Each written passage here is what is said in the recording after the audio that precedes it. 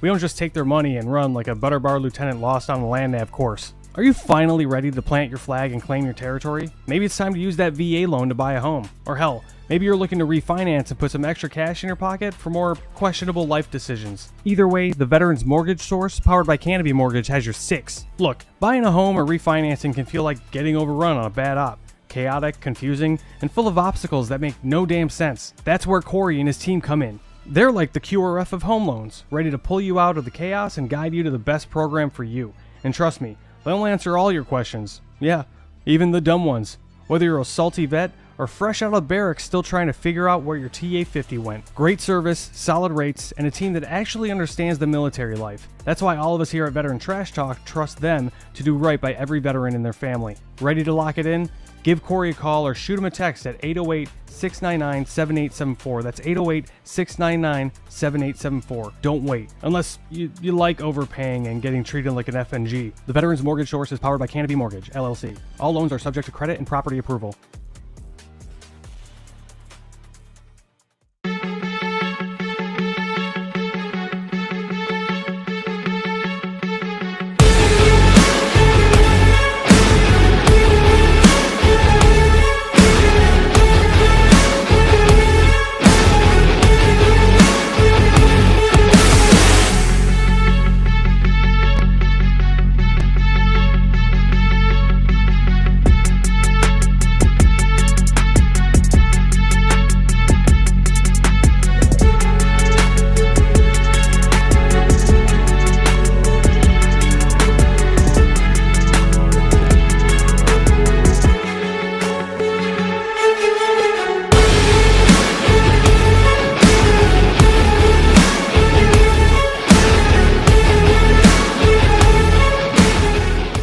What's up, Trash Talkers? Listen, it's impossible to fight, okay, if you don't know what you're fighting for. Does that make sense? Like, if you're in the dumps and you're struggling with mental health, things of that nature, it's going to continue tearing you down, all right? Because you're consistently trying to fight something, which is that demon, which is usually something from the past, right? Maybe that why needs to be fighting for your future. Let that be your why. Get the hell up and start fighting for your future. Stop fighting things that happened in the past. Easier said than done, right? Go seek help. It's okay not to be okay. A lot of people need to hear this. You are more of a warrior and a fighter if you stand up and say, hey, this has to stop. I need to go seek help. The stigma, everything has changed. It's okay not to be okay. And so my honesty cap is dedicated to a little, we'll call it a public service announcement for civilians and other people in the military. There are a few people that you should always take their stories with a grain of salt. Vegans, CrossFitters, and special operations guys that tell you that they were special operations without being prompted. The first thing they say is, yeah, I used to be soft. Right. The only unicorn in that entire group is like a special operations guy that was like a vegan and did CrossFit. That guy's probably going to stay quiet for a little bit longer because he's confused as what he should talk about first. And that's the only reason. Right. Anybody that says that they were soft without being prompted or without it being like a normal part of your communications is probably either an enabler or going to tell you a bunch of stuff that's not exactly true. What's up, Trash Talkers?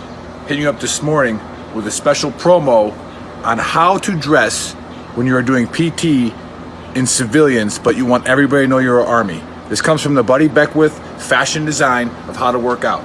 So first, you can notice the RI panties. Not Ranger panties, but Ranger Instructor panties. The green socks, the knee brace for the old guys. Don't forget the M frames. Now the shirt, don't wear the Trash Talk shirt while you're running. This is just for the promo. You want to put on like an 80-second shirt or like your favorite airborne shirt so everybody knows that you're a veteran. That's the most important thing. And you start with this stretch. Buddy Beckwith taught me this one.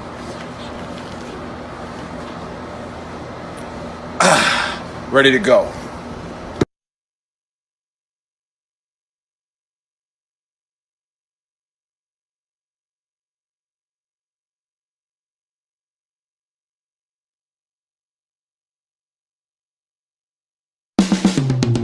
This is the Veteran Trash Talk Hour, hosted by Nick, Dave, and Buddy. Real warriors making fun of other real warriors. Try to not get triggered.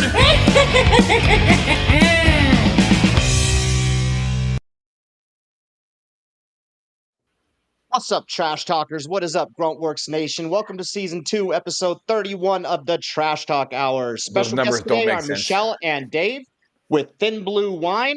And as usual, I'm here with Buddy and the Big Earl. Happy Saturday. What's up? Don't forget Chris, jerk. Yeah. Chris is actually staying on. Look at him. Sorry, Yeah. Chris.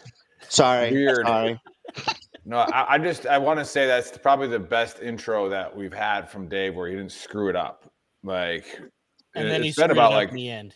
yeah, he screwed up. Well, that I'll give him a slide on that because Yeah. you're not Give me a supposed to be slide on here. that one. Oh, okay. Yeah. But normally he gets the guest name wrong, their company wrong, Yeah. says something. You got to ignite the dumpster fire, Nick. That's Yeah, why we do that. I got to play my role when we're on the show, you know? Right, like he'll say some word with an accent and say it's because he speaks 3 languages, which we all know is not true. Which is a fact, you know? No, But no big deal. I mean Nobody can no, fact we check him. That's why it's a fact. can ask Jerry. Dave's mom's watching from Virginia. She is. Hi, Mom. Mm-hmm.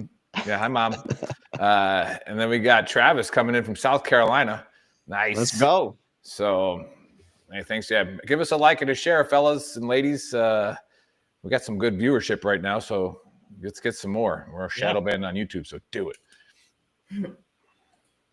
But yeah. How's everybody's week go? Good. Yeah. Great. I'm super pumped. When I moved out to California, one of my buddies from El Paso, he's a very, very, very good golfer. He won his sectional for the U.S. Open qualifier, and the qualifier final is at the club by me. And so I was able to go there and take him around the course today, and he's going to play in it on Monday. So Nice. we're cheering for Javier Quevedo. All right, he plays under the Mexican flag, but he's from El Paso, so it's Nice. easier to get in. I think I saw you posted on Facebook. That's what's up. Yeah. That's awesome. Yeah. So Good pumped. stuff. Good. Yeah. Good. Buddy's Get just out like, when can I early. drink? Play Buddy's like, golf. can I drink? Can I drink yet? That's wait for that part. Drink. Yeah. But ananyway, Y'all- let's y'all gonna kickstart lead it. into a Yeah. tasting? Yeah. We'll I even cheers. brought a We'll cheers. glass. Yeah. I even brought a You got a glass. glass? I didn't drink straight out That's of the bottle nice. this time. I was told that wasn't. Nick and I got the plastic kosher. cups. We're good. Yeah. Mm. I tasted the wine last Hey, night. watch this. Watch this, guys. Watch this. Boom. That's a real pour. You go from the little thumb hole in the back and get a little twist. I learned that the other day. Not a huge deal, guys. Wait, you put your thumb in the Thumb back, goes in the back. like That's what in the indent. That's what that part. 2 things that's for: to make a conical charge out of C4 and to put your thumb in. And it doesn't go in a solo cup. No. Solo cups. No. Unless you're at a kid's baseball game. Or Yeah, in of Alabama. course. Or on the beach, right? When you can't Unless have you're no in a T-ball like, game with all the container, you drunk just, moms. solo cup. Yeah. Yeah. So, Well, that's what the Stanleys are for. Yeah. Yeah. That is true. Stanley's. Yeah. Well, before we get to all the wine tasting and to our amazing guests, we're going to go over a conspiracy that I found on Thursday night, or actually might have been Friday because I texted Chris. I'll be running a little bit late with it. And today it's all time travel and aliens. So should be a good one. There is a huge documentary out on this conspiracy, and there's a lot more to it, but this was the only condensed video I could find. It covered it in about 2 minutes instead of like 10, 20 minutes. So Chris, go ahead and play the video, and then we'll get to it.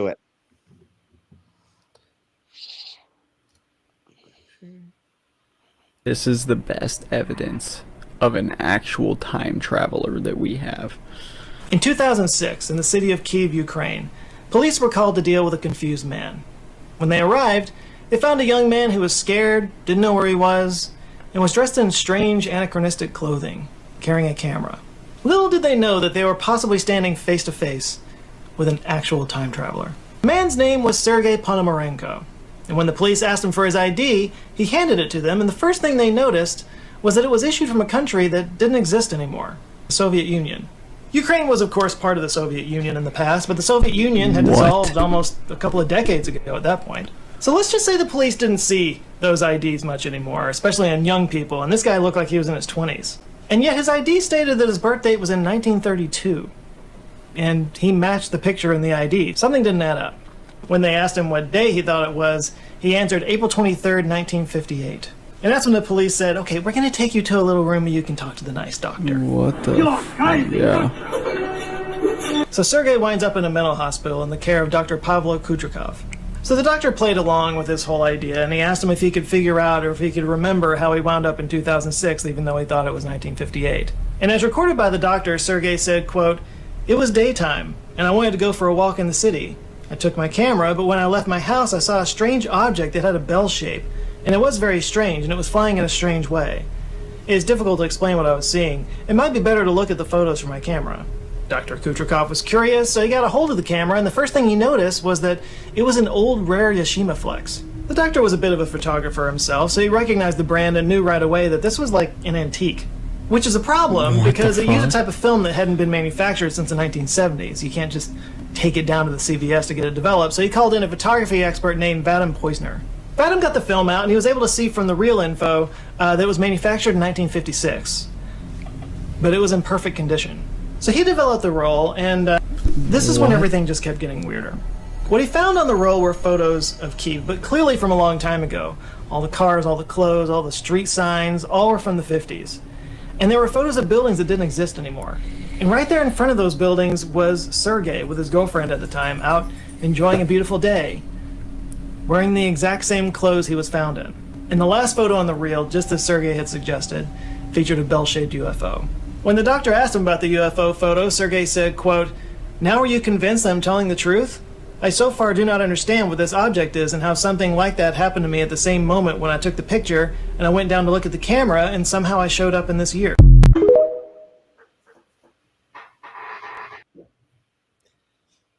Imagine being so Russian that you're Russian to get 30 years into the future. Yeah. So just a little more on the stories. So it continues in the documentary. It continues, and the doctor sends him to a private room. They have cameras in this hospital. He goes to this private room, and then he's gone and disappears. Like the next day, they go try to find him, and he's gone. And then the police later on track down his wife, who was at that time then 70 years old or 80 years old, and she says that her husband went missing back in the 50s. And she's like, "I haven't seen my husband since then." And then they look at like old police records, and they do say that a Sergei guy in the 50s did go missing. So there's a lot more to his story, which is pretty crazy. So I'm just going to go with, I don't know. I feel like it's really hard to like Photoshop like an old camera and old cameras, like the stuff, like the actual photos, like I think that would be like a pretty, I don't know, difficult task. So I'm going to go 70% happened, 30% a great hoax. And that's my take. Michelle, Dave, what do you guys got? The guests always get to go first. We want your take on this. Or right after Dave. He's much more of a time traveler guy than I am, so you do. I might need more wine for this one, though. I'm going to go with like 95 true and 5. Ooh, I love it. If you believe, and it's even in the Bible too, a lot of talk about different dimensions and different things. And then if you've studied string theory at all, it's all very plausible. But that's a huge rabbit hole you got to go down in, kind of look at a lot of different things. So yeah, they talk about it in the documentary with Einstein's theory of relativity and all that. They bring all that up. Like there's a much longer documentary, and yeah, it's pretty interesting, but they hit on what you just said. So what are your thoughts, Michelle? Yes, no? She doesn't believe in that stuff, so. Well, my thoughts is he's got way too much time on his hands if he's thinking of all this stuff, string theory, etc. So I need to make him work harder. That's my thoughts. Sounds like he needs a bigger honeydew list. Yeah, our bottle output needs to go up significantly. So yeah. Fair enough. Thank you. Good take, Chris. I guess you'll go prior to Buddy. What you got, man? I don't know. That sounds like a lot of. Welcome to the show. and then we brought you on here. You know, to be You fair, say, we I don't know. on here for this part. I'm just You're saying here, it's you're here to talk about wine. very easy distribution. to go get one of those cameras that might have had film in it. Maybe the film was preserved and that's what it was there from. And how do we know that that's Sergei's wife? They didn't show her ID. I just talked to you about that. They actually, in the longer documentary, they find Sergei's wife because she's still alive, and they speak to her. Yeah, but and, how do we like, know that that's Sergei his wife in the photos is what I'm saying. Oh, fair enough. But how did they get those photos of him back in the 50s onto that camera? Did they like take a picture of a computer screen or something? Or like that's what really gets me on this one is the photos are actually like him, you know what I'm saying? Like, and it's from the 50s with a So is camera they. that we no longer develop or stuff that's why I'm like 70 The you know. camera is going to shoot black and white. It's not going to shoot color. And when you shoot photos on old film like that, Yeah, why are you bringing race into it? Yeah, come on, man. They look old. They may not be, but they look it. So those photos could have been from like 40 minutes before he was found. The buildings aren't there anymore. That's but what they're saying. To mention, they do a comparison. The photos where they were taken were in Kiev, but there were buildings that no longer existed. So he had photos of buildings that used to be there. There's a lot of buildings in Ukraine that don't I was exist. going to say right now, that's pretty much every corner. Currently, singer, but yeah, that's what gets me. Like a lot of the photos are of buildings that used to be there. Sounds you know, like it's a pretty elaborate hoax to me. Okay, cool. But you can also double expose film. So maybe the photos they found were just the buildings, and then they added him in. That's possible. You can take a photo over a photo. They superimposed me, man. Kinda. Yeah. I don't know. It sounds a lot more complicated to like make that one a hoax than it would be that it maybe is the truth. Who knows? But yeah, good take. We'll take it. Buddy, what you got? What's the benefit? First of all, two things. Right. Yeah. First thing. Well, book deal maybe. I don't know if he wrote a book. But he's gone now, so he disappeared again. So like, what would be the benefit? Hold on. I also it always trips me out that your videos, there's something I don't know what you're watching or how you're watching, but why is Tyrion Lannister the like guy that's like hosting the video? Did he like Game of Thrones ended? He just started doing conspiracy videos. You know, it's the midget from Small Person. Yeah. I know who Tyrone Lannister is. I'm a big Game of Thrones fan. Yeah. It's not Tyrone Lannister. It's Tyrion. Tyrone. I'm doing that for Chris. Go ahead. Tyrion. Anyway, but there's no benefit to him, like the hoax. Like, that's a lot of work to just be like, we're gonna really blow people's mind for 24 hours before I leave. Mm-hmm. Yeah. It is interesting that you would like people like when people used to talk about like time travel, they'd be like, oh, we'll just get into this like warp to this other dimension. It is interesting that they talked about a ship because you would have to travel distance and time at the same time because the Earth is not in the same place it was 50 years ago. It's hundreds and millions of miles away from that spot. So what's your take though, buddy? Do you think that it could have happened? I think it could have happened. Why not? And I mean, he's traveling forward in time, it's really not like they're he's not time traveling though. You know what I mean? Yeah. It's more like an abduction, not time travel. Yeah. Because he left, maybe came back, time travel. Everyone else got older. They stayed the same age. Yeah, here's a time travel thing, and we have covered this conspiracy. This was 40 shows ago, but the UFO that he saw was shaped as a bell, and we've spoken about it on the show. You know, the Nazis had that bell that they were developing for time travel, and then there's a big conspiracy that bell ended up in Pennsylvania somewhere, and it was found like I don't know in the 1990s. Yeah, whatever. It's some crazy bell, and it's like identical to what this guy took a picture of. Like I don't know if there's any connection with it, but I don't know. Like who knows? Nazis probably would not have taken a Russian with them though if they. You never know, but man, didn't we already have that? Didn't we already cover that conspiracy too? About we don't do conspiracies in Russia because they all just kill each other. That was up in the woods or something like that. We were talking about that. Yes. It was some like Bigfoot thing. Yeah. No, that's because they were all gay. They were gay aliens. Those were the gay aliens. Aliens. So yeah, gay aliens. Whatever. So the one Russian had to kill all the other people because they would then nobody could prove that he was now gay because of the gay aliens. So yeah, you're right. I think it's something like that. What's your take, Nick? What you got? Yeah, again, for those of you watching for the first time, appreciate it. We're doing pretty well on Twitter right now. Got some other, other people. But I always go last because I'm the smartest one of the group, and I get to listen to all the takes and put things together, make it make sense, right? Here's something that the whole entire group missed, which I'm upset about, is this had happened in Ukraine. All right, which we all know from the recent 15 years of things that have been happening in Ukraine that everybody said was a conspiracy. Like, I don't know, chemical weapons, Fauci, all right, Biden, it's all true. Like, if something crazy comes out of Ukraine, it 100% happened. All right, so this 100% is legit. This guy, there is something that they figured out in Ukraine, because remember, that's still the wild, wild west, right? Like, I'm watching from California. Don't hold it against me. Hey, well, there's 3 of us on here from California. Well, 4 technically. Chris is from there originally. So yeah, we do not hold it against you. And I do. So yeah, 100% exists. 100% happened. This guy is a time traveler, or as Buddy would say, a time forwarder.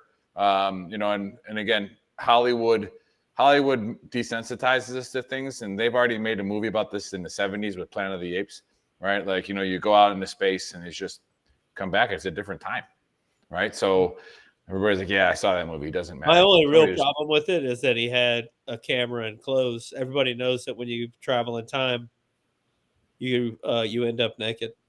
How does everybody know that? That's from Terminator. Exactly. Yeah. So yeah, we know that. So again, usually alien abductions, you do end up naked. That's a good point. Terminator a documentary? It was exactly, because did you see the 3rd generation of ChatGPT won't shut down? They just did that news story. They literally built it in there that it shuts down on command, and it fixed itself. You cannot so they can't even improve to the next level of ChatGPT because the 3rd version 3 won't shut itself down. Like, yeah. Because they knew a new version was coming out. Yeah, this happened once. It was fucking wild, and ChatGPT was reprogramming itself because it knew a new version was coming out and didn't want to be. Let's talk about that one next week. Let's talk about that next week. Yeah, that's a good one. But yeah, I got to bring this up again because notice the uniform. Okay, notice the hat. All right, it's a Marine. Okay, are you all selling them 5 times X long shirts yet? XL longs? Johnny, with all due respect, please just lose about 200 pounds and we got the shirt for you. All right. And we can't just make those shirts. Email me about it. That's the response you'll get. I do that about 5 times a day when I get emails. It would cost us $600 to make your shirt, Johnny. All right. Or PT, homie. I love you to pieces, but it's PT, called PT, bro. Yeah. So that's not good customer service. Well, I don't know what to tell you, man. We don't really care about our apparel, so we don't really care if you buy it or not. It's nice if you do, but we still love you all, though. We still love you all. The apparel is just funny stuff like we can do a little promo. We got the Only Infantry shirt on. All right. You got the Gulf of Florida and Gulf of America shirt on. All right. So you get that one too. Buddy's wearing I love, that's one of my favorite ones. When the pagers were blowing up and we had the TNT mobile. If you're traveling, make sure you get your TNT mobile. All right. So it's a good one. I guess I'll just jump right into the Book of Earl. And those of you who watched the fight show last night, you already got some of it, and a little upset. But we've had 6,000 shows, so the Book of Earl and the Honesty Cap by Buddy, they start getting mixed together because there's so many things you can get triggered by. And again, these are all things that triggered me. Some of them are for good cause, some of them are for not. But that's why our number 1 shirt comes out of the Book of Earl. All right, chapter 1, verse 1. Quit being a triggered pansy. All right. Now, everybody gets triggered. It's okay. All right. But once you start making it everybody else's problem, you now just became a pansy. All right. So don't do that. All right. Get mad all you want. All right. Get pissed off if somebody punches you in the face. I would too. All right. But, it's like if you had it coming, you had it coming. All right. So it just is what it is. Anyways, covered it yesterday. And I want to go back, I think like 2 years ago when Buddy said, a lot of us didn't realize that if we let, the less than 1% of the population start dictating and making laws and making inclusivity, all that kind of stuff happen, that it won't come back to bite us. And then it won't rear its ugly face right in front of you. And obviously a lot of us agreed with that. And then I had another good friend on the show said, and he was talking about California. And so, Lynette, this is for you too, and for us here in Cali. They say that people from California are empathetically suicidal, right? To where they'll be, oh, it's so nice to be empathetic. And then you make a change and you make a rule or a law that does not serve the community, right? And it serves that maybe that 1%, but it'll come back to bite you. All right, here's it quickly. So you saw this national news story about this dude in beating up all the girls in track. All right, well, in California, and Trump, called Newsom and said, "Hey, I'm cutting your federal funding if you keep this going." Yada yada yada. Well, my daughter was in that meet. She qualified for the CIF Masters. All right, in the high jump, sophomore, doing phenomenal things. Right. And when I was there for it at Moorhead Park High School, I looked around and there was a bunch of armed guards, and I'm sitting here like, this is weird. And obviously somebody who's situationally aware, I notice it. And I'm like, look, everything okay here? And I'm like, yeah, it's just extra protection for high jump. Like, is there like an active shooter threat or like something, like what's going on here? But no, then I realized that it was because there was a dude jumping against girls. And then you start paying attention to all the shirts, and there's a lot of people saying save women's sports. All right. CIF stands for can't identify females. So a lot, like, it was phenomenal stuff. However, my daughter didn't clear 5.4. She's a sophomore. Just her being there is phenomenal. As a sophomore, losing to a bunch of people a bunch of ladies that are going to Division I colleges, that are the best in the state, some best in the country. So that experience alone is great. But let's just say she clears 5.4, right? Now she's doing something that sophomores don't usually do in the high jump, right? She's now qualifying for state. But she doesn't qualify for state because a dude jumped 5.4. Then a dude jumped 5.6, right? You just shattered that woman's dream, her hard work. You shattered it, okay? And then, but the real shattering came it was either the triple or the long jump. But a girl from a track powerhouse in California broke her school record, which stood for like 50 years. She took second in that event by 4 feet to that dude, all right? That dude beat someone who broke a track powerhouse school record as a woman, lost by 4 feet. And those of you who know track, which I don't know much about it until now because my daughters do it, is usually the high jumps and triple jumps come down to about 4 inches, like 5 inches. Like, it's so competitive at those levels. To lose by 4 feet, okay, is disgusting. All right, especially being a dude. All right. So here's where I'm going to go with that real quickly. You can't be empathetically suicidal. And if you listen to the news reports and the people who are taking sides left or right of it, you see what I mean by empathetically suicidal. Oh, well, it's not the person's fault. Yes, it is. That's number one. 2, it's the parent's fault. All right. It's the parent's fault for allowing it. All right. Now let's just throw everything out the window that we all agree with everything. And then it's okay to cut your kid's balls off. Right. Say it's okay. Right. You as the parent say, hey, yeah, we'll support you doing this, but you're kind of giving up a lot of rights to do what you kind of want to do. Right. You don't get to go play sports with those girls.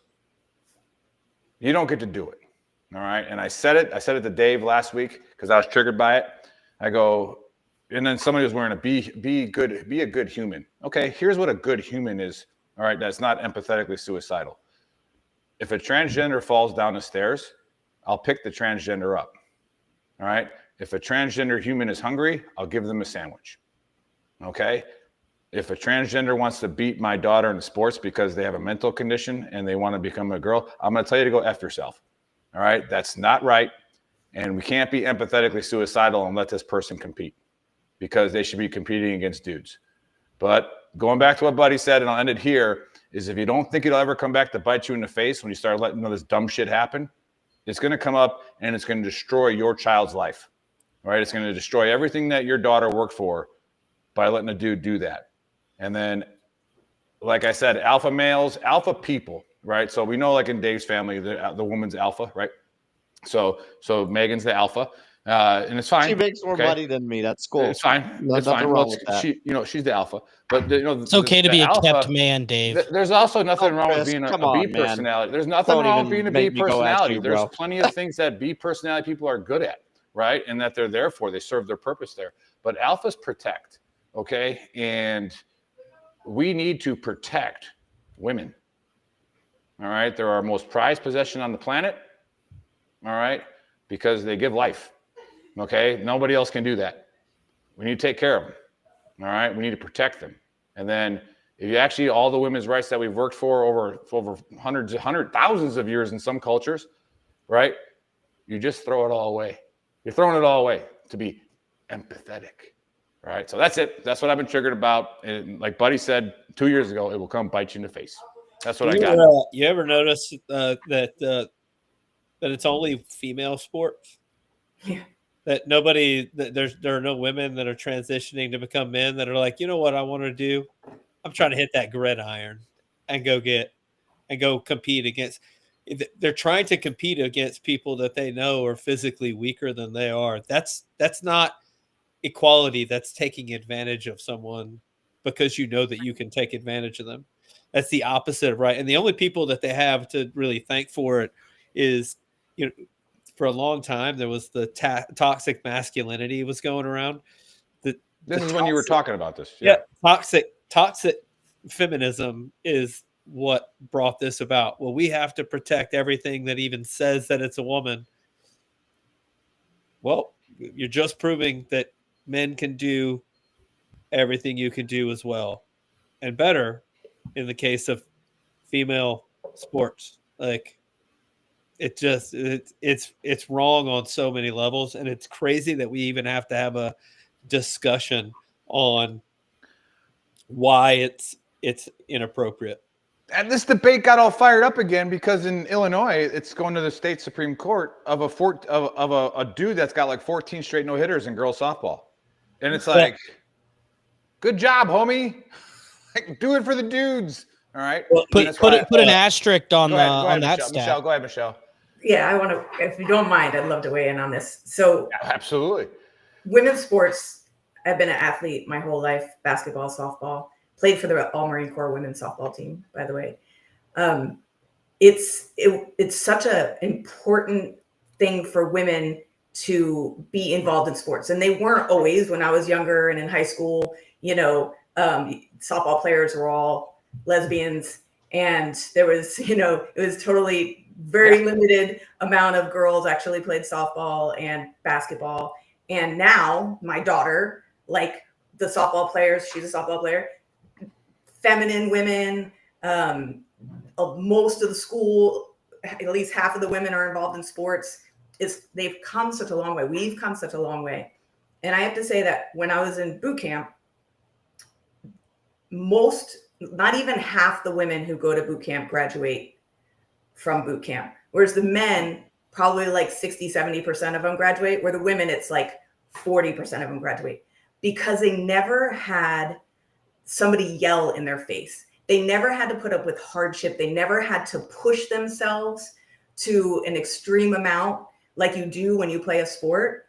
And I think sports over the last 20, 30 years for women has changed everything about women being leaders, learning to play as teams, learning to deal with hardship, to deal with somebody who doesn't like them, and is yelling at them and calling them names to their face.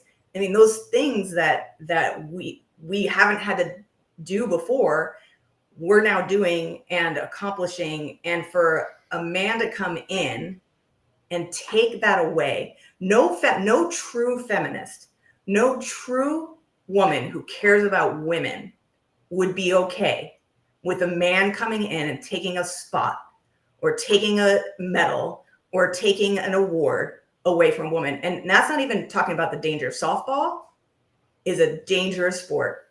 I had my two boys in football and my one girl in softball who had 2 concussions.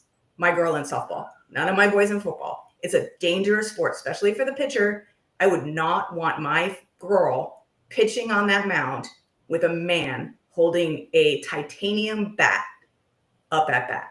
I mean, that is just ludicrous. Unless So, you're Jenny Finch, because you're just going to strike the guy out. But like, you know, yeah. no, you're spot on with that. Like I remember watching them. Some of them softball girls, they're like, you know, when they got, you know, them slap hitters or them drag bunters, like that third baseman standing like Way 5 feet close. away from home plate. I played third base. Yeah, Very and then you're talking these college athletes. It's still only 45-foot, you know, mound and 60-foot bases. That's a small little diamond to be moving that fast on. It's like, and so there's some collisions in that sport for sure. Like, yeah. We talked about it real long, Nick. And before we get together, we had a long discussion about it. And it was like, do you go out there and you like talk shit to the kid, or do you talk shit to the parents? You know, like. Both. Is the kid is probably aware of what he's doing, but he's also not. Like, it's a mental, like, this it's like, boy's real outspoken about it, and that's what really drives me nuts. Is you can tell that he's, and at that point we didn't know, trying to get money. you know, like, at that point we didn't know, right? So when it just happened, like for me, I'd rather like it's the parents' fault 100%. You know, that's just like one of those things. Like you go out and just chew out the kid and make fun of the kid because you were even mentioned like before you knew all this information. You're like everybody claps, right? It's a very positive environment. Track's you such know, an awesome like environment. yeah, and it's like I don't know if I could get over myself like going out there and fucking cussing out a little kid. You know, it's like is it really your fault, man? It's your parents. It's go ahead. You just refuse to play. I mean, track you're probably not going to get, but any sport where you can get injured on. You saw that girl that got the volleyball spiked into her head, her face, and broke her nose. You know, boxing. Where I mean, there's. We saw that. Yeah. Oh yeah. Like you refuse. That was a little bit. Saw that in the though. Olympics. The boxing one was but that was a little bit different with the boxing, unless it's the same one we're talking about. But no, it's not different. It's an XY chromosome beating shit out of an XX chromosome. Yeah. Yeah. Well, there was also that girl, the fencer. Yeah. That it's still a dude. She was like the best in the country. She went up against a trans athlete and she knelt and quit. She's like, I'm not doing this. The fencer? Yeah. That's what you have to do. Yeah. Yep. No, and then, but again, a woman shouldn't have to do that. How far we've come, like Michelle just said, in women's sports. Spot on. Like. Well, here's the problem with the whole like kneeling and quitting or just not playing. In the short term, you make a point, but it also opens the door for like there are other little girls that are watching that and they're like, well, why even try? Right. Like it you're just going back 30 years. Yeah. Well, we're going to make a new shirt at Gruntworks. All right. I told Dave and Bob to be ready for a new line, but it's going to be like Gruntworks protects women. Right. And that's going to be like, keep the X, Y, and sexy and out of women's sports. All right. So it's, you know, like it's just absolutely insane. Don't steal that shirt yet, guys. Don't steal it grunt style. All right. So like we're going to make it first. But yeah, let's get to our guests. Right. Let's do Buddy's been waiting all day, man. He wants to pour his wine glass. Pour in the wine glass. No, super excited. We actually got contacted by Dan, who does all the fun email marketing stuff and everything on Instagram with all the arrow shooting and beer drinking and blowing things up with, Black Rifle Coffee and all that, like all that awesome stuff. We're glad to have him. And then he introduced us to Michelle and Dave online. And so now we got him on the show. Super excited to have him. We got a Marine and I was going to make the joke on the gender thing. It was like, obviously Dave was the Marine. But no, Michelle the Marine and Dave the retired sheriff now. Michelle's the Marine, yep, and Dave's 22 years. And what we really wanted to uncover with the winery up in Paso Robles, the Thin Blue Wine, is we don't know how they were able to afford to go up in Paso Robles on those jobs. So there's definitely some cartel action here, and that's what we really want to get into, like some kind of safe drug corridor through their vineyard, which allows them to have it. But I mean, I'm just guessing, but I'll let them tell their story. Barrels. It's not just wine in the barrels, but no. Anyways, hey, welcome to the Trash Talk Hour. Welcome to the Dumpster Fire. Tell us a little bit about yourselves, what you got going on in Paso Robles. Well, it's like I always say, don't hate the player, hate the game. Right. Ooh, I like it. Oh, yeah. No, gonna hate. Realistically, we're not making it on my retirement. So thankfully, she has a really well-paying job, and I just kind of ride the coattails on that. But there's a lot of craziness. There's a lot of craziness that comes with we're that. not complaining though. Look at us, man. No, heck no. It's a thing of beauty. I protect her so that she can keep making the money so that I can remain in the lifestyle to which I become accustomed. Let's start with About time to turn the tables, men. Women want equality. Let's give it to them. Yes. So that's what I'm you all are. about. You are a patriot, sir. No, we started with a great business model, like no overhead. When we started this 5-6 years ago, we just we came up with it. Michelle got all mad about a little incident that occurred in Laguna Beach with their police cars and an American flag, and she got really pissed off. Started buying a bunch of grunt style T-shirts back when they were owned by veterans, and it just kind of no longer. It didn't scratch. From now the on, Grunt works. Just wanted to add that. From now on, Grunt works. Shut up, Dave. We'll switch. I'm fine. But she got really Twitter pated over that, and so when buying all the T-shirts that was great because I got a bunch of good T-shirts. I scored, but it didn't scratch the itch for her. She's like, we got to do something more. Now, keep in mind, I've been retired about 5 years at this time, and she's been trying to get me a job because she couldn't stand watching me drinking coffee in the morning, watching cooking shows. So I loved it. After 28 and a half years, working at the sheriff's department, it was nice. No alarms, no one calling me with, bullshit problems. Hey, Sarge, this is going. I don't have any of that anymore. But she didn't like it, trying to get me work. Right? So I failed spectacularly at every job she tried to get me in with her company. I'm like, I don't want to do this bullshit. So I failed. So anyway, she's like, that's it. We're going to do our own wine label. And right there on the couch, boom, Thin Blue Wine. We kind of boiled. And so what we did was we just started thinking of cop stuff, which was pretty easy for me because we have a fireman bottle called Hose Dragger.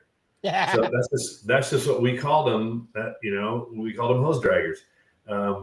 Necessary Force started out as excessive force, but it kind of couldn't really work that label. It was kind of like maybe at the time that was a bad. Maybe that would have been a bad move. So we did Necessary Force, and it's a pretty cool bottle. It's got the warrior helmet, 5 years line, the American flag motif, the blue line through. It's a pretty cool bottle. Thin Blue and Red Wine in Blue was that's the one you guys have. Which is the one you guys have. That was just kind of ode to the flag. Yeah, we just wanted to pay tribute to and that was when the Betsy Ross controversy was also going on. So almost all of our labels came out of some controversy, especially the Thin Blue, because at the time police officers were just being lambasted by the media and so much anti-cop hate. And I just thought, I'm an entrepreneur, I'm a business person. As soon as I got out of the Marine Corps, I started my own business, bootstrapped it, sold it. Now I'm working for the company that bought mine, but I love the idea of using consumerism to get a message across, so we want to honor police officers and military and patriots. And so many wineries are just too scared. And even people that we talk to, they're like, oh, you're going to alienate people. People aren't going to like you. I don't give a fuck if people like us or not. I'm doing what I know is right. And I'm doing something that's going to mean something, that's going to help change the culture, so that I'm not going to change everybody, but people should know that police officers, the military and police officers, both put their lives on the line, both sacrifice for their country. The biggest difference is that when you go and you fight in a war and you get killed by an enemy, a foreign enemy. Here, police officers get murdered by the people that they're defending. And that is just sick. And it shouldn't happen. And it's because the media is constantly telling people that all cops are bad. ACAB. Every time we post something on social media, we get somebody that says ACAB. All cops are bad. I'm like, yeah, all carbs are bad. I believe I'm a low carbohydrate diet. No, but anyway. That's why you drink wine. We always say these carbs are good. We always say that the Marines, the Army, the soldiers, the military, when they're done with deployment, they get to take their flak off and their fighting is done. Yeah, I was about to say that. The cops, they do it every day, in and out. Yeah, and a lot of times in your own community. So like you're going to work, you're putting your body armor on. We've had several law enforcement on the show, and it's like you're putting your body armor every day, and it's in your community.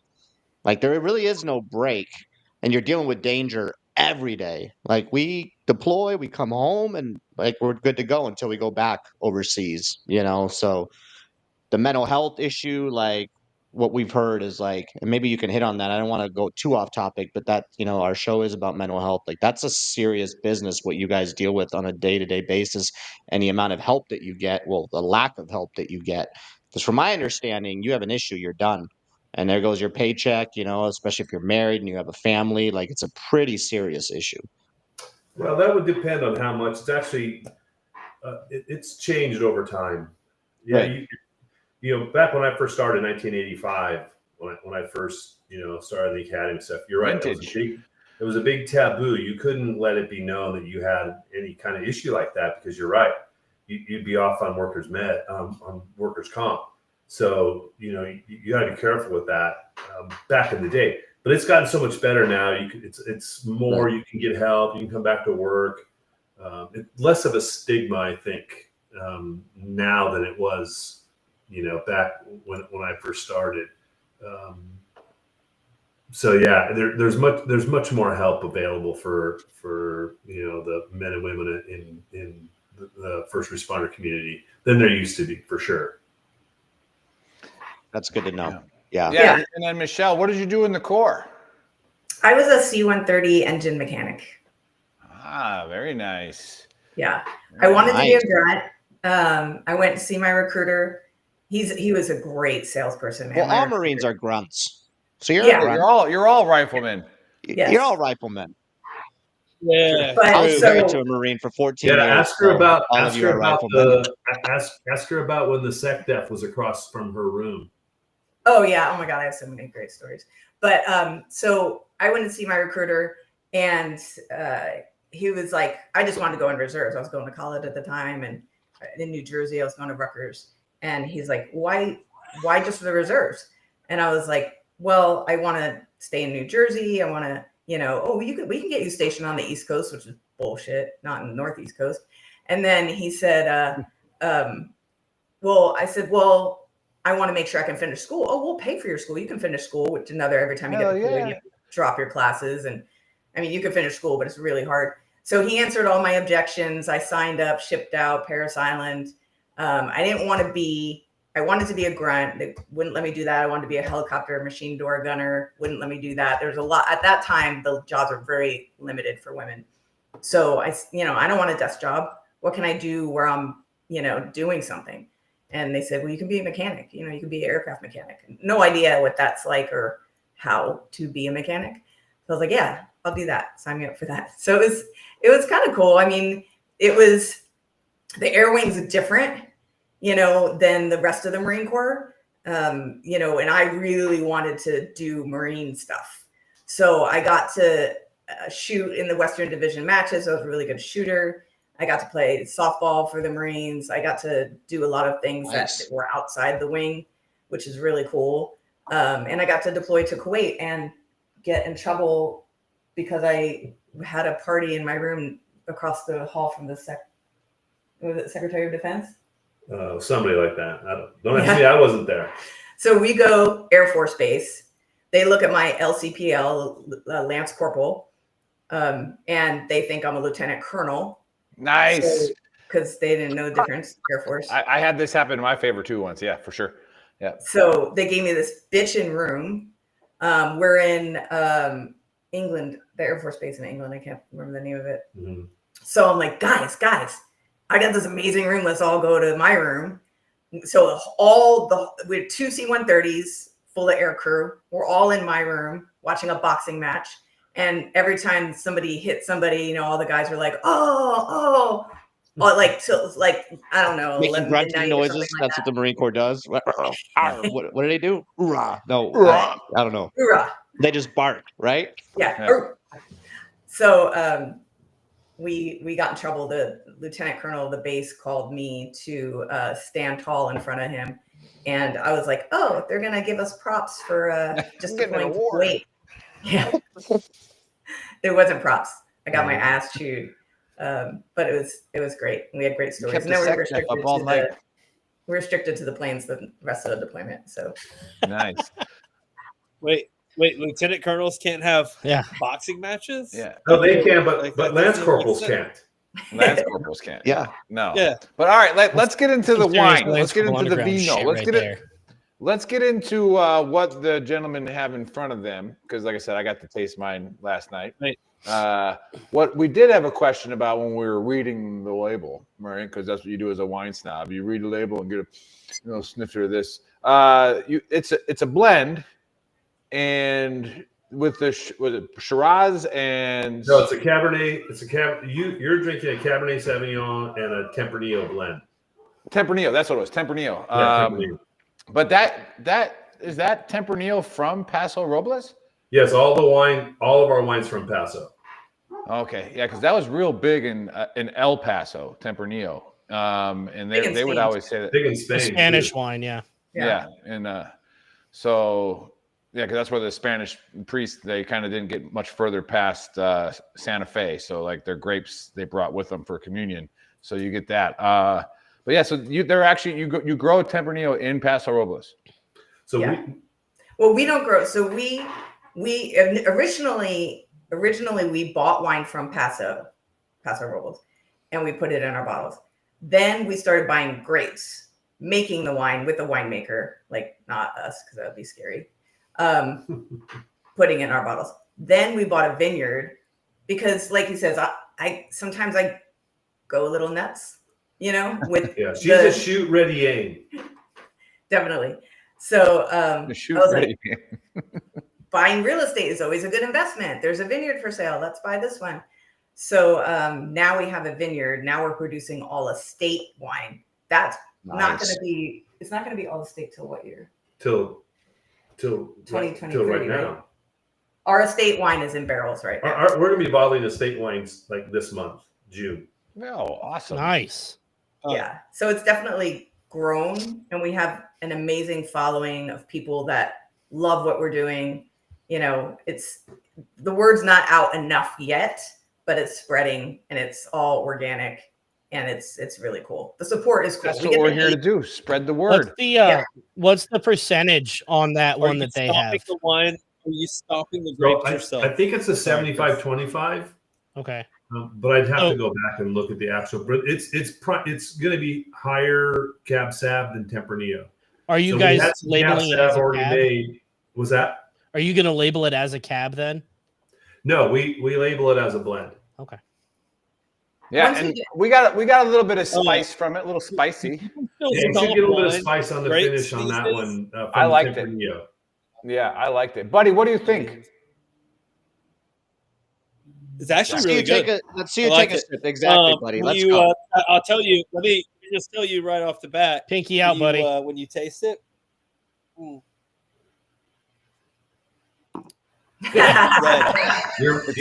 you're my kind of taster.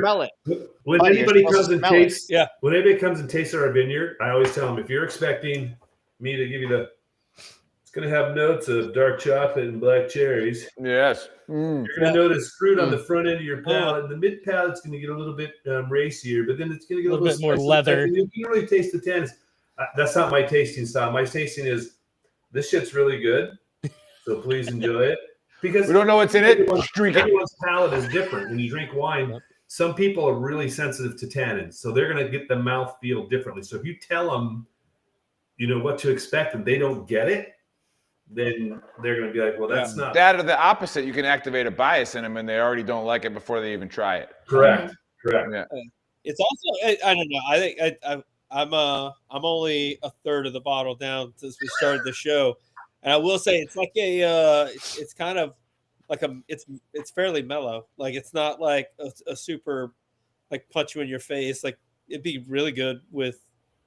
What would you pair it with, buddy? What would you pair this wine with? Let's hear it, buddy. Buddy's the wine connoisseur of the show now. Let's go. He did marry a French woman. Probably a nice, maybe a nice feta cheese and some strawberries. No, that says, is it good with cheesecake? That's my only requirement. Yeah, strawberries are it really can be good with anything you want. Yeah. Yeah. All right, so if Lynette wants to pair her wine with cheesecake from Thin Blue Winery, all right, how does she get it? www.thinbluewine.com. Oh, So it's wow. Real online. original, guys. If you buy more than 4 bottles, it's only $10 shipping. I feel like everybody's like, since Amazon, like everything's got to be free shipping, but wine's expensive to ship. Right. So, Any crazy like laws shipping? So you guys ship through the So entire we're country? pretty much in we're in about 46 states that we can ship Nice. to. You can't ship to Utah, can't ship to Mississippi yet, although they're trying to get that squared away. I think the governor just Bible signed Belt a and the bill. Mormons got you. Yeah. There's a lot of prohibition era laws still on the I books. think Arkansas, you can't. Arkansas, you can't. Alabama, there's a you couple can't. of them. So Way to there's go, buddy. Way to ruin capitalism, buddy. I know, Way right? to go, buddy. Hey, we have to protect our own homemade wines down here. So Yeah. leave us alone. So, buddy, Yeah. And are they? You come out with a nice muscadine scumpanog or watermelon wine, and we'll let you have it. And that's the thing here. is, like, And, we're kind of stuck in California because of the winery. Like, there's other wine regions, but really California wine, and Especially I know this might Paso. piss people off. And It Paso's is the like best. the My best favorite. wine. Yep. I mean, yeah, especially if you're making traditional, like traditional wine, and not making like a mead or like a sweet, like that's the one thing I don't really love about like the wineries down here or whatever, or the vineyards down here. It's all it's very, very sweet, like overly sweet. It's a fine dessert wine, but I really haven't had any that's like good for like a meal or even just to have a glass of, because it's like diabetes we in get a bottle. requests just a from little like the bit. Northeast. I feel like New York, New Jersey, they want sweet wines. They're like, do you have any sweet Moscatos. wines? And we're like, no, Rieslings. The muscadine. there shouldn't be Yeah. sweet wines. You could add some sugar Does, to it if you want. Yeah. That's not Lynette true. wants to know- I was gonna make a late harvest Zin from our vineyard, that's but we different. caught a late rain and it got mold, so I wasn't able to do it. So we might. It's going to depend on a lot of different factors. You never know. We might do a late harvest. Like a late port is harvest fine. is kind of like Yeah. it's like a port light. It's not a full on. Ooh, George Washington preferred port. Yep. Lynette wants to Oh, know there if you she go. can just Yeah. come pick it up. She's in Bakersfield. Yeah, I saw that question. I was just going to say, reach out to me at dave@thinbluewine.com, and I'll go over a couple of different ways that can happen. Yeah, because I was gonna say, are you guys available? Bakersfield's in kind of close to stores? Paso, so we could work something out. Nice. Yeah. Are you? Nice. And is then it so? It's what I- currently just online, or Yes. like? And Okay. if anybody's in Yeah. Paso, we do private tastings in the vineyard, but we're building a tasting room right now. We should have it done Nice. maybe in a year and a half or so. California is hard as hell to build. So we're hoping about a year and a half, we'll actually have like an official tasting room, and that'll be fun. You'll have to have Very you guys cool. out. What Well, I you're wanna- saying, We'll have to come what there. I and wanna show know you. about We'll this, do a show from club. there. We'll do a show. no, from what there. you're saying That'd is be awesome. when That's you awesome. We have a big barn. You could do it right from inside the barn. when you release your estate wine, you wanted Veteran Trash Talk there to drink it and then Yes. have a live show from there and promote it.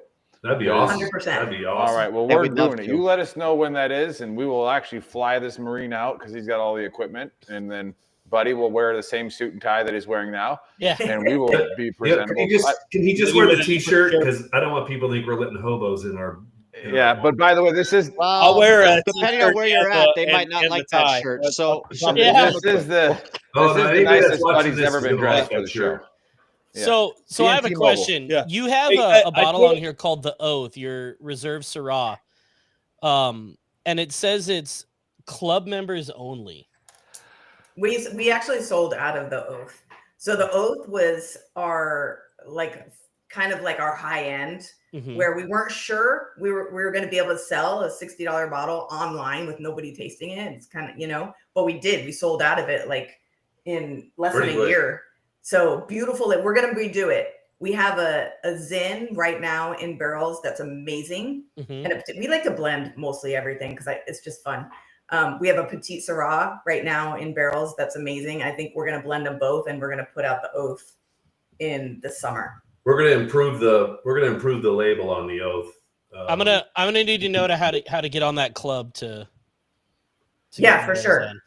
I'll let you know. I'll send you an email. I mean, especially 92 points from wine enthusiasts. That's I know, isn't that crazy? That's high. Yes. That was our first grape purchase. We bought a Onyx Syrah, paid $2,000 a ton for that wine, and then which is cheap. And yeah, which is pretty cheap. Those grapes today are $4,000 a ton. Yeah. Our wines, and we have a great winemaker. So it's not just us, but we like for the price that we sell the wines for, like in the under $40 mark, you can't get anything in Paso Robles for that price. Like now, for some reason, if you go to wine tasting in Paso Robles, the wines are $60-$70 for this quality. We want to keep the price low because we want our target markets, veterans, cops, like we want to be able to make sure that we're serving our community. And cops are cheap bastards, so we have to make sure. Yeah, you are. Yeah. They just want hazards. Handing out $400 tickets. Havers. Yeah, like it's no big deal. Yeah. Yeah. Yeah. I love them, but man, we're cheap. I'm glad they're cheap though, because I pay all their salaries. And then, Buddy did ask a question, but he got trampled on with that in the dumpster fire. That is veteran trash talk, and we never ever let you. You guys actually got to talk a lot more than most guests because we can't shut up. But do you guys actually mash the grapes with your feet? We did it once. We got super. Why is that a thing? Every time I think about it, I you think had a chance about to like answer, that but movie Buddy stopped with, you. Yeah. Well, we're gonna. Yeah. The what's that? When Keanu Reeves goes and like stomps the grapes and does all the things. Normally, no, that's not what you do. But we took a bunch of wine that we just picked the grapes ourselves. We bought it home. We got shit-faced, and we're like, let's put all these wines somewhere in a bucket, like a Tupperware, like it was a big bin. A big bin. And we got it wasn't that big. It was like like this big of a bin. And we both got in there and we're drinking. We videotaped the whole thing. It's fucking hilarious. So we didn't drink any of that shit. We're like, I'm not drinking this. It didn't work. After my feet were all over it. No, but it was fun. So no, we don't stomp grapes. Do you have to do it some sort of way? That seems like that would be a cool way to like attract people to the vineyard too. Is like stomping.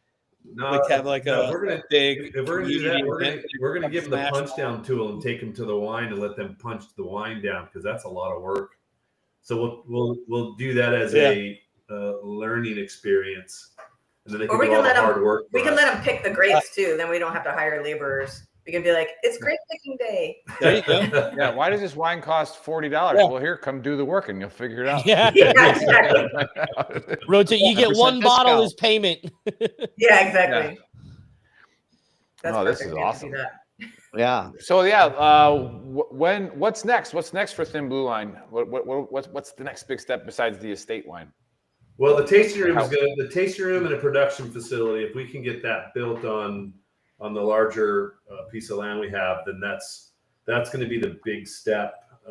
Being open to the public, that type of thing. That's going to be that'll be the next big step. So that's what we're working on now. That's why she can't quit. She has to keep working. Yeah, keep working, Michelle. Too much to pay for. Women's rights. It's expensive. So my paycheck comes in and it goes right out into wine. So there's Mark Cuban would love you, even though he's a liberal. Mark Cuban would love you. Like, wait, you don't take a paycheck?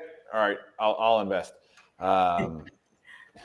No, this is super awesome that you guys you started this, and I liked what you said about using consumerism to advocate. And it's a really cool idea. I actually have a wine palate, which I don't like because there's just certain like for instance another Paso Robles the Liberty School, right? Mm-hmm. Like you drink that, it's a good $15-$20 bottle, and it tastes good. But then you have the Reserve, which is like $40-$45, and it's like it makes the other one to me taste like junk now. And I'm like, I can't stand that. What is it? I don't know what it is. Maybe you guys know because you're the winemakers. What makes a wine smell or taste like butter? Do you ever get that? Chardonnays. It's the oak that they put it in. So for example, we use about 33% new oak barrels. So for every 10, we have 3 that are new. Everything else is either neutral or used. But if you get like 100% French oak, you're gonna get that. Yeah, but the that red smell wine is shouldn't amazing. taste like butter. Like if it's Exactly. red wine, You'll get that smell. He said the smell. yeah. The smell. Yeah, I'll get A that lot smell. of I'm like, ah, so a this- lot of this like is mass bad. produced wine, like probably like Liberty School, they use chemicals to make the wine consistently taste the same over time. You'll notice that our wine is never this, it never tastes exactly the same. It's always Your a little wine bit. tasted delicious. I didn't get one bad, nothing out of it. Yeah, for sure. Yeah, it's because, but if you're going to make the same consistency, you're going to have to use chemicals in that. And that's probably why you get the headaches and, you know, because the wine isn't natural. It's not 100% natural. Yeah. That's a well, great. see, on the I learned today. I learned today. Nice. It didn't. Yeah, then those cheaper bottles aren't going to be put in oak. Probably they're probably done in tanks and they're left in tanks. So you're not going to get impart anything. They'll throw oak staves in there. Yeah. Sometimes they'll put the oak staves in. blocks. Staves actually work, but it depends on what kind you use and how long you leave them. But it's not the same impact as you get in a full barrel. Interesting. And then you also have they're not going to use the best yeast when they're inoculating, and they're not going to use the best nutrients. There's a lot of different. Yeah, to make a profit on a bottle that's less than $20, that's you're gonna have to really. You got to really cut your corners a lot. Yeah. Cheap glass, cheap cork, and cheap. Man, when I was in E5, that Walmart wine at Oakleaf for $2.99 a bottle, forget about it. That was legit. Yeah, we started. When I got her, I turned her out on wine with a 95 Opus. So if you know Robert Mondavi, Opus is like the top shelf. So I had one was about 10 years old, and I finally opened it and because I was trying to get her to drink wine, she wouldn't drink it. She was a vodka drinker. So she tasted the Opus and was like, "Oh my God, why didn't you start me with this bottle?" And I said, "Because it's a $300 bottle. I can't just." Yeah.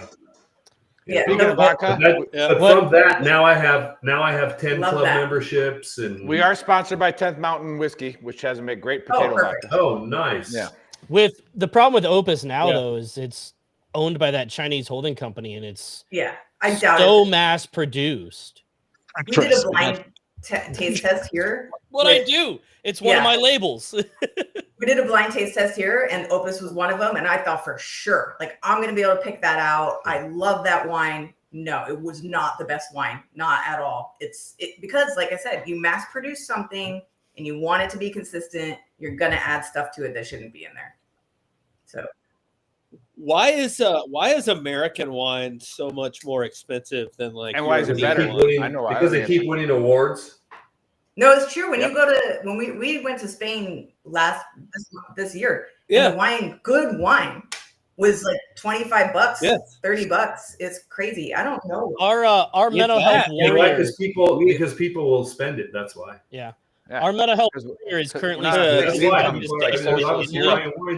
We started out there. Wines were $40. Now they're you go to some places they got $100 bottle. You're like, come on, man, this is Paso Robles. Yeah,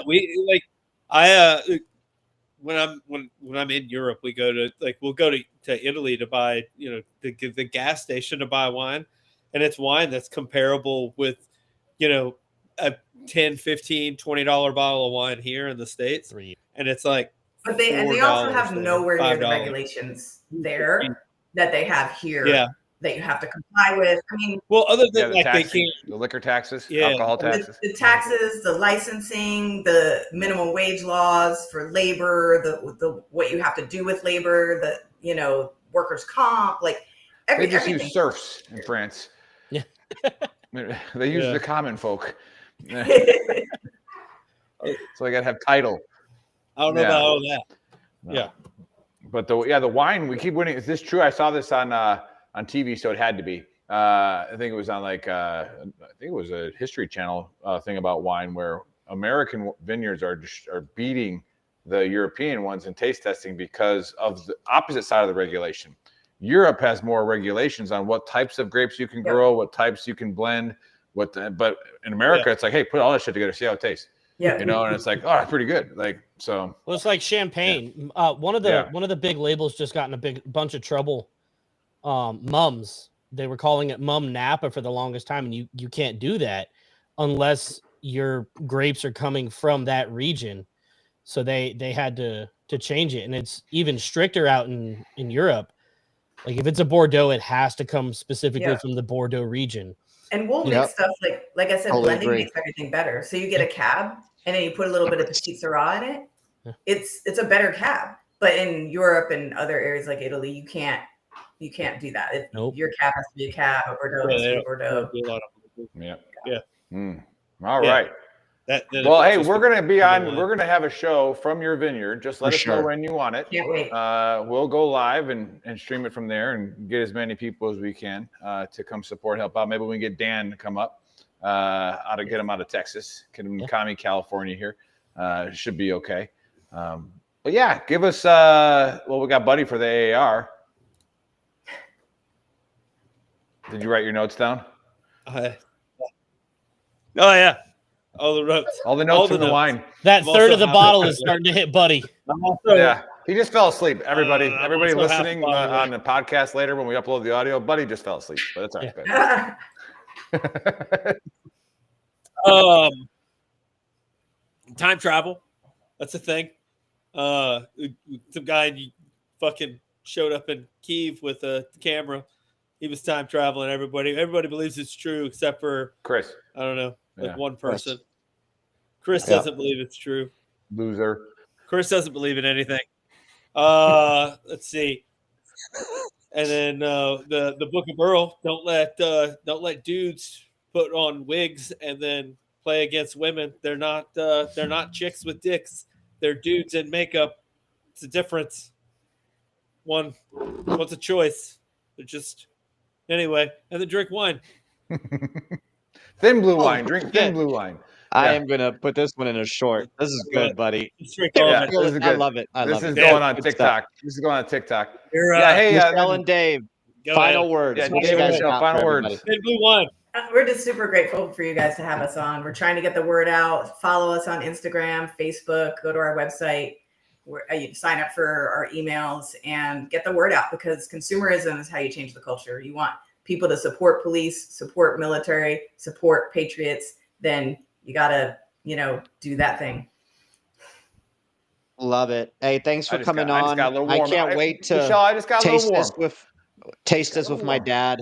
He should be out here in a couple months, so it'd be good. And for anybody that tuned in late, go to VeteranTrashTalk.com. That is our website, which has the links to everything. You can rewatch this on YouTube later, where we are shadow banned. So anybody that's watching right now on X, Facebook, wherever else we're streaming, I don't know where else we're streaming, Chris. Go to YouTube, subscribe, give us a like, push us through the algorithm, and go check out shop.veterantrashtalk.com. Here's one of my favorite shirts, Only Infantry. All right, wearing it right now. Go check it out. One for the support guests, the too. cause. All right. Most of the proceeds from those shirts go to promote There you businesses go. like this, because that's what we do. Oh, there's your Marine shirt. There you go. Way better than Grunt Style. Way better. Grunt Style actually Pretty stole sure that they from stole Gruntworks. the Marine crayon idea from us, but we have those in many variations. We didn't own Gruntworks at the time. A Marine did, and Grunt Style actually stole that from them. Like, oh man, I think really, that's guys? probably what happened. I don't want a lawsuit, but I'm pretty sure that's what happened. Well, we didn't own it Anyway, then, so thanks we for can say tuning it. in, and we'll catch you guys next Saturday. Faceman VTT out. Boom.